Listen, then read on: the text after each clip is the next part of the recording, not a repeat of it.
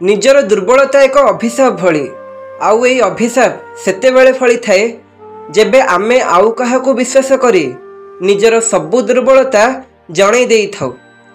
प्रायतः जीवन रे सेई मनीष एकुटिया चले जी जीवन रे ठीक निष्पत्ति ठीक समय रे बाछि थाए।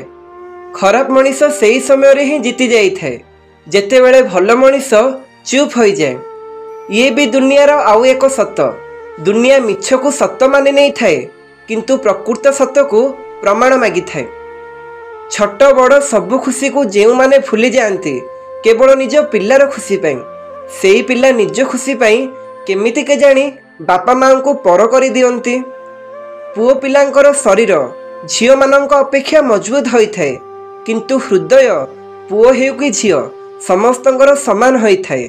भांगिले भी समान कष्ट अनुभव होई थाए। किए कहिला कि भगवान देखा जांतिनी बोली? सबुठारु बड़ कथा हेउची जेबे किछि बाट देखा जाएनी केवल भगवान ही देखा जांत।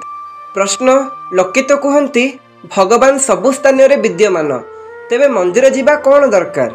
उत्तर पवन तो सबु स्थान रे अछि किंतु गच्छ छाई तले ताहा भल अनुभव हुए। महान हेबा पाई महत कार्य कर नाही बास निस्वार्थ रे कार्य कर महान मन को मन हेई जिवो। पाद खंडिया होई जेते कष्ट हेउ किंतु चालिबा बंद कर नाही कारण जेते मधुर जल होई थाउ किंतु स्थिर होई गले ताहा नष्ट होई जाए। दिने मो समय को पचारिली बारंबार मु हारी जाउची आउ तू जितुचु केमिति? समय कहिला अति खरा हेउ कि वर्षा कौनसी खराब परिस्थिति हेउ कि खराब रास्ता मु केबे भी रुहे नाही बास चली थाए। तू भी मो भली चलवा शिखी जा केबे हारिबुनी।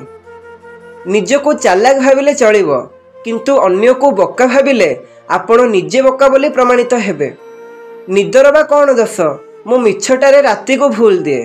भूल तो सेई चेहरार जी आखि बंद कले भी देखा जाए। सच्चा प्रेम तो केवल कहानी रे सफल होई थाए। मु ही पागल जी ताकू सत्य भावी स्वप्न देखुथिला। थट्टा परिहास करी अपमान तो परे करते प्रथमे मनीष निजर बोली जणै हुअन्ति। दुर्भाग्य भूल मनीष ठारू धक्का पाई सारिला परे ठीक मनीष को अविश्वास करिथाउ। रूप ठारू चरित्र बड़ प्रेम ठारू त्याग बड़ धन ठारू मानविकता बड़ हेले सुंदर संपर्क ठारू बड़ ए दुनिया रे किछि भी नाही। मो निज उपर एतिकी तो विश्वास अछि समय जेते भी खराब आसना काहेकि ताकू हसी हसी आगो को बढ़ी पारिबे।